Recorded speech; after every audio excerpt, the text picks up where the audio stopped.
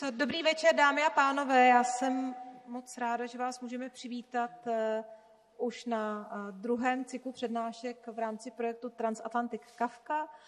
Ta první přednáška se koná teď v Majzlově synagoze a tu další pak se přemístíme do knihovny Václava Havla, kde budeme pokračovat. Takže jste všichni vítáni se s námi přemístit do knihovny Václava Havla a předám slovo Setovi, který by představil naše přednášející. So, can I ask you to introduce our speakers? Thank you so much. Hi, everyone. Welcome to the second day of the Transatlantic Kafka program. For those of you who were here yesterday, thanks for coming back, and the newcomers, thanks for attending. We also have a full program tomorrow with a discussion at 5 and the keynote that will be delivered by Merve Emre at 7. So please, everyone is welcome back for those events tomorrow. I just want to, as I started yesterday, I feel like I should infuse the program with a little bit of Kafka's words, since we're honoring Kafka. And so I'm just going to read a very short text, just a fragment from one of Kafka's notebooks from August, September 1920, which has been titled subsequently At Night. This is a translation by Tanya and James Stern, and I made just a couple of editorial adjustments. Deeply lost in the night, just as one lowers one's head to reflect, thus to be utterly lost in the night. All around, people are asleep. It's just play acting, an innocent self-deception that they sleep in houses, in safe beds, under a safe roof, stretched out or curled up on mattresses, in sheets, under blankets. In reality, they have flocked together as they once had, once upon a time, and again later, in a deserted region, a camp in the open, a countless number of people, an army, a folk, under a cold sky on cold earth, collapsed where once they had stood, forehead pressed on arm, face to the ground, breathing quietly. And you are watching, are one of the watchmen. You find the next one by brandishing a burning stick from the brushwood pile beside you. Why are you watching? Someone must watch, it is said. Someone must be there. Thank you. I'm just going to now introduce the speaker who will deliver a short lecture, followed by a discussion. So the talk will be given by Elif Batuman. Elif Batuman is an essayist and novelist. Her first book is called The Possessed, a nonfiction book which follows the trail of many of the great Russian writers as they leave their traces, influences, and legacies in history and the present. Just a very short summary of a very interesting book. Batuman's first novel, The Idiot, was published in 2017 and was a finalist for the Pulitzer Prize and the Women's Prize for Fiction. In 2022, Batuman followed up with a sequel to The Idiot called Either Or. Elif is a 2024 fellow at the American Academy in Rome, and she has been a staff writer at The New Yorker since 2010. Elif wrote one of my favorite essays in recent years, published in The New Yorker, called Rereading Russian Classics in the Shadow of the Ukraine War, which I highly recommend, published in January of 2023. Most directly, perhaps related to the Kafka 100 program, Elif wrote a fantastic, rich and layered piece titled Kafka's Last Trial, about the legal trial surrounding Max Brode's papers, which of course included materials from Kafka in the papers. And this appeared in the New York Times in 2010. She's the author of the short story The Board, which recently appeared in a collection called A Cage Went in Search of a Bird, 10 Kafkaesque Stories. So it's my pleasure to introduce Elif, and I also want to just briefly introduce also her discussion partner following the lecture, Daniel Medin. Daniel is a professor of English and comparative literature at the American University of Paris. He's the author of the book Three Sons, Kafka in the Fiction of J.M. Coetzee, Philip Roth, and W.G. Sebald. The book closely traces the decades-long reading of Kafka by these three giants of modern literature, and argues that an important and neglected element of Kafka interpretation is the way his work was not only scholarly understood scholarly, but also understood through creative practice. Medin is also an accomplished essayist and editor, and he has been a judge for many prestigious literary awards, both in the UK and in the US, and is perhaps the expert there is in the world on the sort of global influence of Kafka across all countries and all literatures. So it's a real honor to welcome Daniel from Paris for this Transatlantic Kafka program. So with that, I'll turn it over to Elif. Thank you.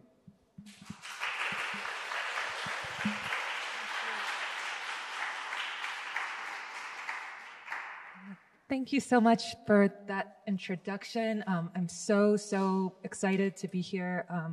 What a delight. I'm just going to assemble all my stuff.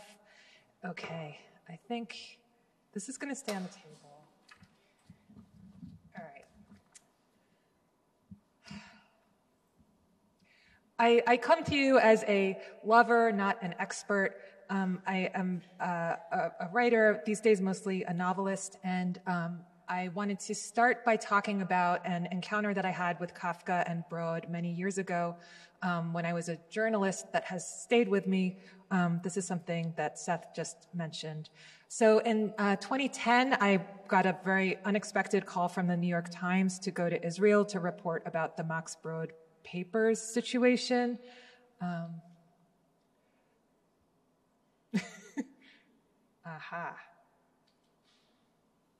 Oh, I'm doing the wrong thing. That is what I'm supposed to do. Okay. So that's an infographic with the chronology, and there's some pictures of Brod and Hoffa.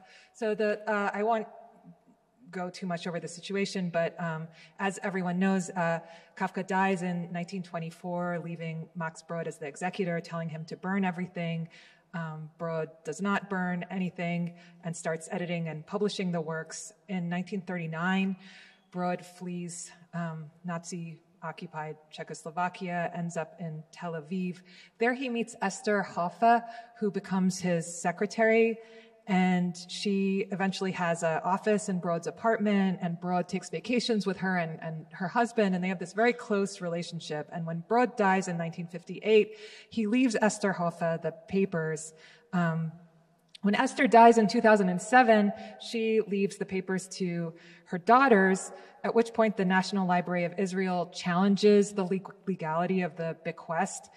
So at the point when I got involved in 2010, a lot of the remaining papers were believed to be in Eva Hoffa, that Eva is one of the daughters, Eva Hoffa's home on Spinoza Street in Tel Aviv. And basically what I was told on the phone was, the daughter lives in this apartment with like 100 cats. She doesn't talk to anybody, but we're hoping she'll talk to you. And I was just getting started as a writer, so I took the assignment because it was the New York Times, but I had zero qualifications. I don't speak Hebrew or German. My background is in Russian. And I was just thinking, even if she wanted to talk to me for some reason, which I can't imagine what it would be, how would that conversation take place? I then got a budget that was something like $2,000 to get from San Francisco to Tel Aviv long enough to report on the case. So I was like staying in my friend's aunt's apartment and, running around interviewing scholars and going to court hearings and talking to a lot of lawyers because everyone had a lawyer. The Marbach archive had a lawyer who was there. The Kafka estate had an archive. The Hoffa sisters had had a lawyer. I'm nervous because I wrote this down and it was so much longer than I thought it was and I'm starting to rush, but I'm just going to relax and try to read more slowly, and if I go too long, then I'll just stop and we'll have a nice conversation. So, okay, everyone was all lawyered up, 1 million lawyers. Every library had a lawyer. And I was running around feeling very guilty because, why was I there to do this assignment that I was completely not qualified for? I did bring cat toys because I really like cats. And I went to Spinoza Street and I rang the doorbell and some cats came out and I played with the toy and the cats were ready to go on the record, but that was it. No human cooperation. After I turned in the story, and it was a fascinating story, I got incredibly absorbed in it and absorbed in this drama of Brod and Kafka. And so the story was a success. They sent a photographer who arrived long after I'd left, after I turned in the draft, who was a very handsome guy from Israeli photographer who had no trouble at all getting Eva to talk to him. So I was like, why didn't you send me at the same time? But that's a whole other story. Anyway, so he got this kind of beautiful photo of her, and she shared a lot of her archival photos, which were then used, and it made it to the cover. So there's Kafka on the cover of the New York Times, which I was very happy to see. Okay. So, as you know, the trial then lasted for a long time. I guess I won't go into all the details, but the papers ended up at the National Library in Israel, where they're now available to scholars. Okay, so everyone who loves Kafka, like everyone in this room, we have a real reason to be grateful to Brod, but gratitude is not always a pleasant feeling. And doing interviews in Israel at that time, I encountered a lot of animosity towards Brod, which took a direct form where people were kind of angry at him. Why didn't he make provisions for these papers? He could have put them in an archive. Why did he leave them to this woman who was going to, whatever? And then there was the indirectly, unstated annoyance at Brod, which was for getting between us and, our relationship with the authentic Kafka. And there's this frustration because everything that we have from Kafka is mediated through Brod, which often annoys people. So one question I want to ask today is, what does it mean when we try to get past Brod to some authentic Kafka? And in some cases, there's actually a clear, literal, and meaningful answer. Like yesterday, we heard from Ross Benjamin, a heroic translator who at great personal cost did us all English-speaking Kafka readers the service of translating the entire Kafka diary that he wrote and not the heavily redacted version that Brod published. So in some cases, Brod really is an obstacle, and we want to see past him.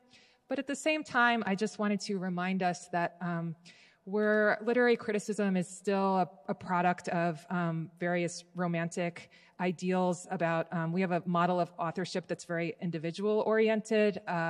This is a famous romantic painting by Caspar David Friedrich. We have an idea of the writer as a lone individual. And I think many people in this room are writers, and you probably have experienced that a big part of writing is you sitting alone in a room with your awful self.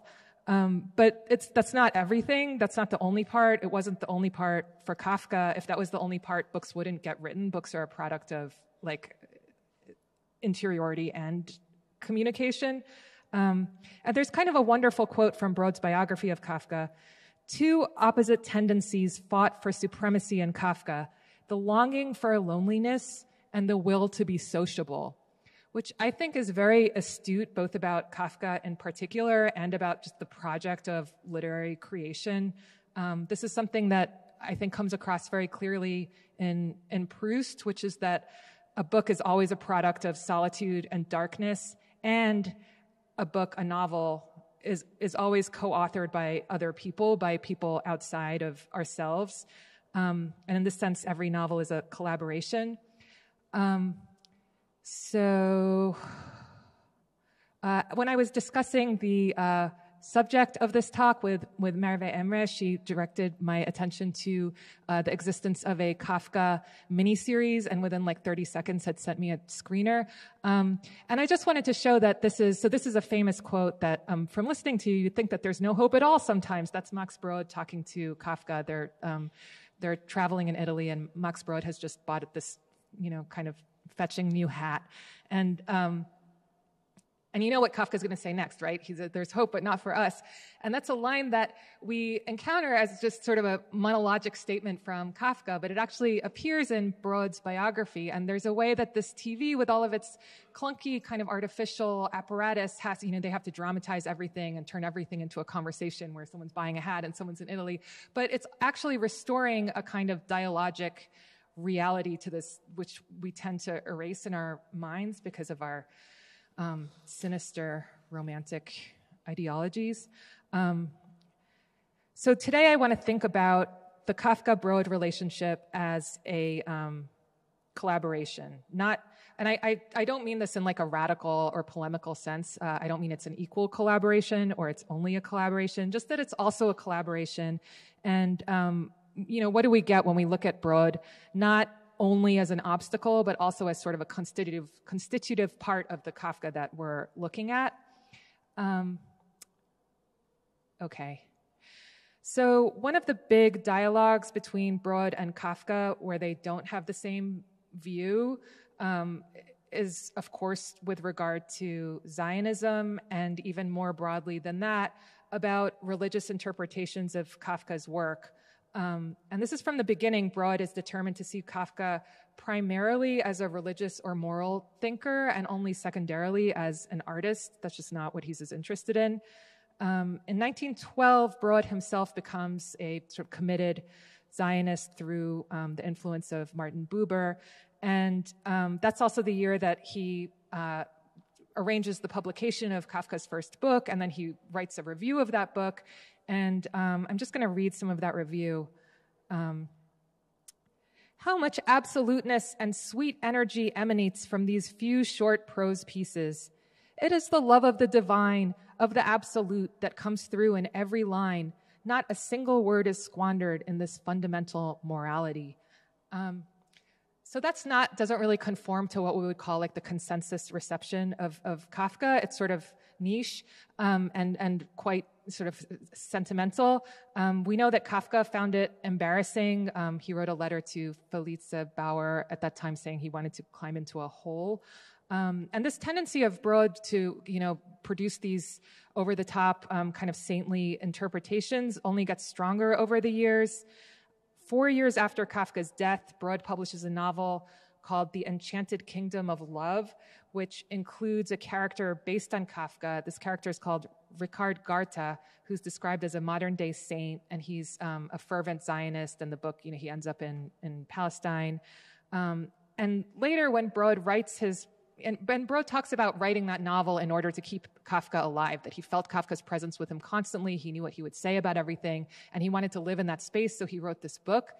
And years later, when he's finally able to write the biography of Kafka, when he has enough distance from Kafka's death, he's very explicit about drawing from the description of this like fictional saintly character, Richard Garta, and he describes Kafka as basically as a saint. So Brod's critics kind of understandably said about Brod's biography, this isn't a biography, it's a hagiography. It's kind of tacky, it's gauche, it's tendentious. And at worst, we find Brod accused of turning Kafka's works, which are so, if they have one feature, it's their, multivalent ambiguity, the way that so many meanings and interpretations. And Brod is accused of turning those works into a mouthpiece for his own kind of monologic political agenda. And one person who voices this critique very vehemently is Milan Kundera, who writes, I think it's an essay or maybe it's a book in Czech. It has the title, which I'm not going to try to read in the beautiful Czech language, but it's The Castrating Shadow of Saint Garta, which kind of ironically, that title was then like castrated by the Times Literary Supplement, who published it in English as In St. Garza's Shadow. So as you can imagine, Kundera was very upset that Brod deletes the mentions from Kafka's diary of his visits to prostitutes. And he basically, he's not completely unfair to Brod. He acknowledges that Brod has many wonderful qualities. He's brilliant. He's a man of ideas. He's selfless. But he's fundamentally anti-literary, according to Kundera, and anti-artistic, and he does not understand Kafka. He says that Kafkologists following Brod make Kafka hysterical and the patron saint of anorexics. And he doesn't say effeminate, but clearly that's what he means with the castration stuff. So this is also sort of like a niche Kundera take, but the broader version of it, as he puts it, I will never get to the bottom of the Brod mystery, is more widely shared. In 1938, Walter Benjamin famously writes, Kafka's friendship with Brod is to me, above all else, a question mark with which he chose to ink the margins of his life. So I was familiar with this criticism before I read Kafka's biography, which I read for the first time in Tel Aviv. And I was unprepared for how moved I was. I cried 5 times. And the treacly story that is not moving when it's about Richard Garza in The Kingdom of Love, which I didn't say, but it's really a terrible novel. It's very, Brod was not a good novelist. But that all that kind of treacly stuff that's not moving at all when it's about this imaginary character, Richard Garza, when it's actually about the Kafka that we know and it's juxtaposed with Kafka's words, which are so untreacly, I found it extremely moving. Brod describes the first night he meets Kafka in 1902. They're law students at Charles University. They're 18, 19 years old. And Kafka hears Brod give kind of a bombastic speech about Schopenhauer, where he calls Nietzsche a fraud. And afterwards, it's actually, ironically, it's Kafka who seeks Brod out. Kafka, in his very kind of unassuming way, is well, maybe you should be a little bit more moderate about Nietzsche. And they have this conversation about literature where they start comparing their favorite writers. And Brod quotes his favorite line of the time, which is from Gustav Meyrink, comparing butterflies to great opened-out books of magic. That's his favorite line.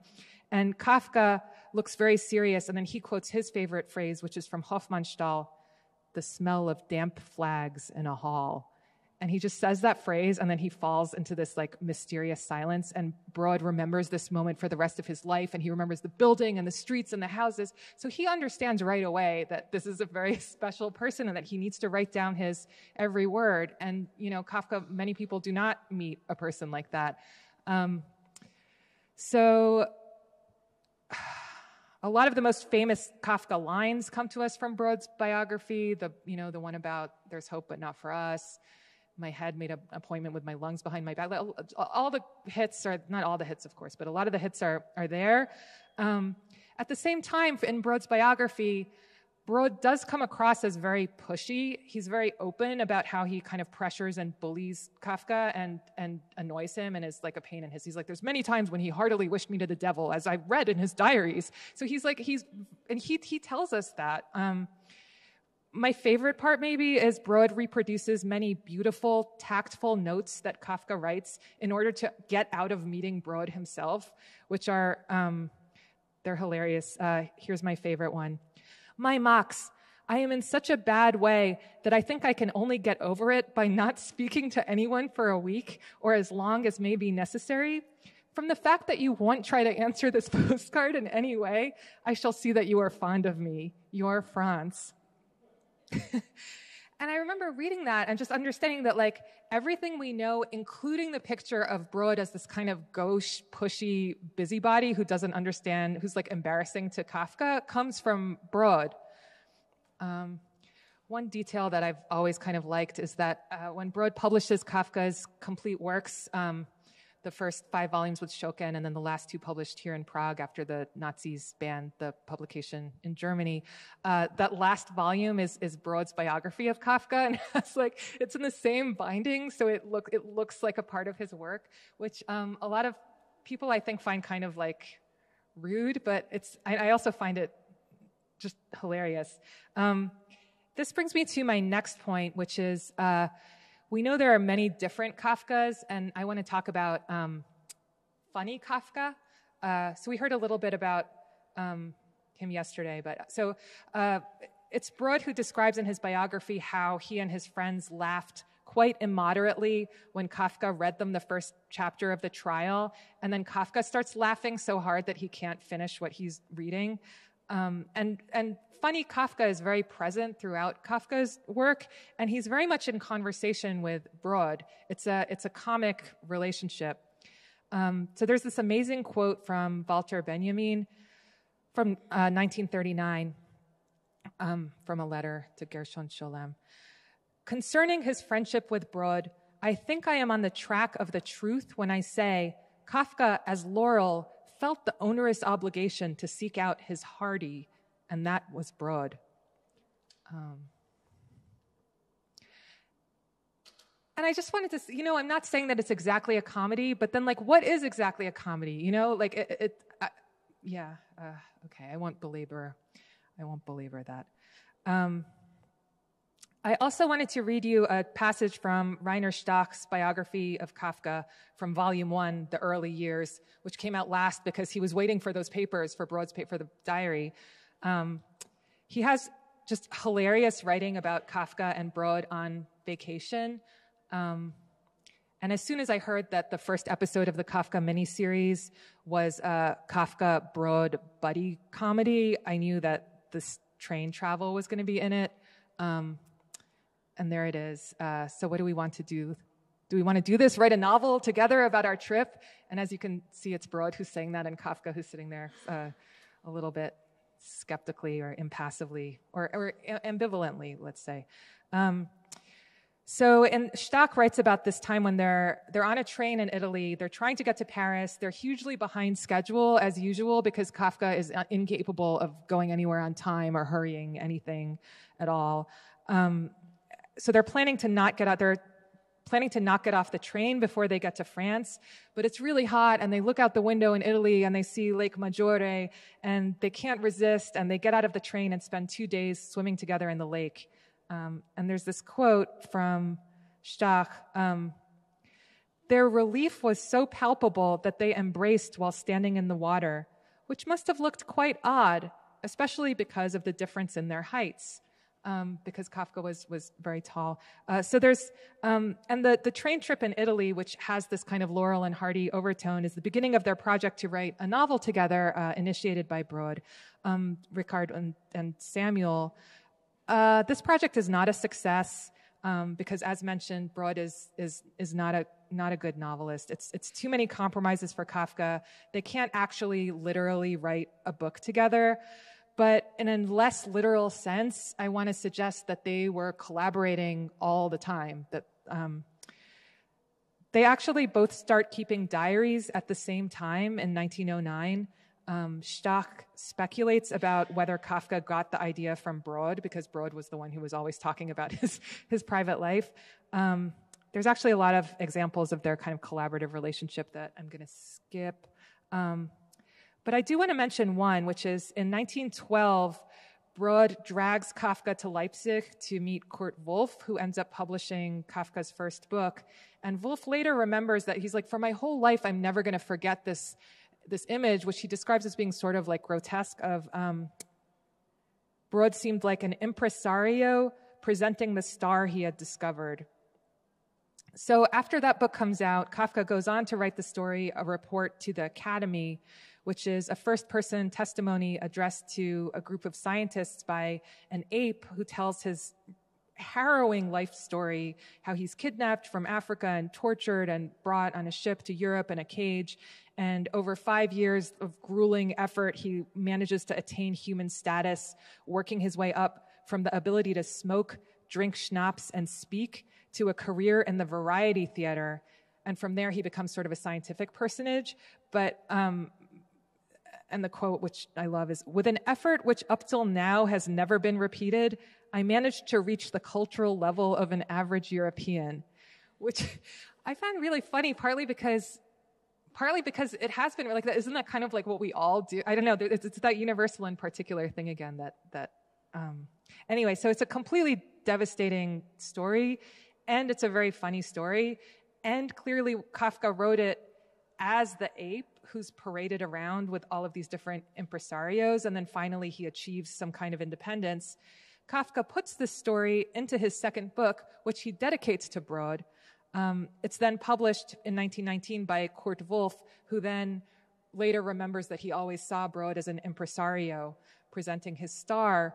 So I just wanted to point out that the Brod-Kafka relationship in some sense is a comic routine and one that's recognized by their contemporaries, and that it's delivering very serious and even kind of shattering content that perhaps could not be delivered in any other way.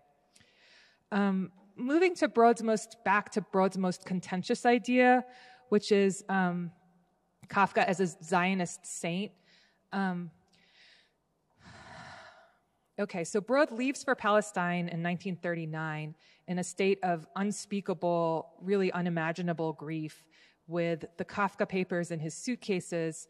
And he's saying that his plan when he gets there is to start a Kafka archive and a Kafka club on the soil of Zion.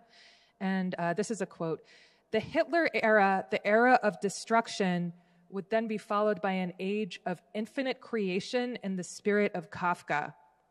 So we see Brod kind of literally pinning his hopes of a new world order onto Kafka's work, which at that point is this relatively small and abstruse body of literary fiction about, talking apes and lawyers. So there's something comical about that. And I think Brod is following a dream logic that we find also in Kafka.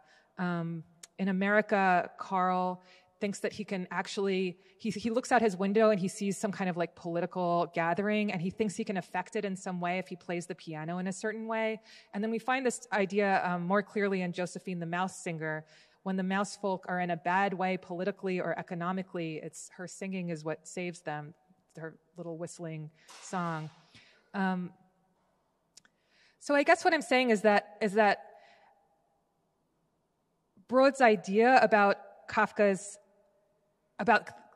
work having this power is kind of a riff on Kafka's work, and that maybe Kafka's work is also riffing on this idea that he knew very well that Brod had, because Brod was constantly telling him about it and trying to recruit him into it.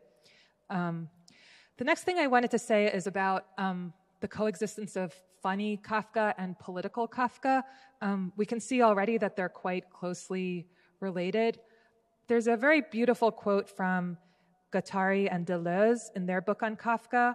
And they say, okay, my favorite part of their book is when they say that their favorite part of Max Brod's book is the part about everyone laughing hysterically when Kafka read The Trial. And then they write, "Kafka's gaiety, or the gaiety of what he wrote, is no less important than its political reality and its political scope. We don't see any other criteria for genius than the following: the politics that runs through it, and the joy that it communicates." So what they're saying is quite radical. It's that funny Kafka is political Kafka, which is an idea that we find also in Walter Benjamin.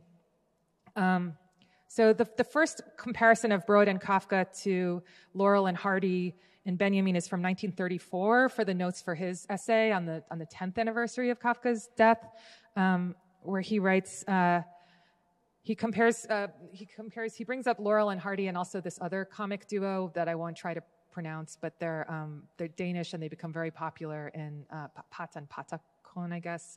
And one of their recent movies was a Don Quixote. So here's Benjamin's quote: "Laurel sought his Hardy, Pat his Patak, I don't know how to say that, Patakon. Offering God such entertainment made Kafka free for his work, about which God did not have to care anymore. Perhaps Kafka had such a relation to Brod and his deep Jewish philosophemes, like the relation between Sancho Panza to Don Quixote and his deeply meaningful chimeras of chivalry." I just think that's so interesting, and the invocation of Don Quixote. Because if you think about what's Sancho Panza's attitude toward Don Quixote's delusions, at the beginning of the book, he finds them kind of baffling, alienating, and implicitly just not very persuasive. And then over the course of the book, that becomes his life. He's living through that. And by the end, he sees both. He sees them both as kind of alien and external to reality, and he's truly living them from inside, so that when in the scene of Don Quixote dying, Sancho Panza has this like incredible kind of monologue where he's like, don't succumb to despair, but get up. We're going to find my lady Dulcinea hiding in some bushes. He's really internalized it, and he's doing it too, in a way that's very funny and also very sad. And he finds those ideas that he found kind of alien at the beginning turn out to seem meaningful and important, which I think is what Benjamin is talking about.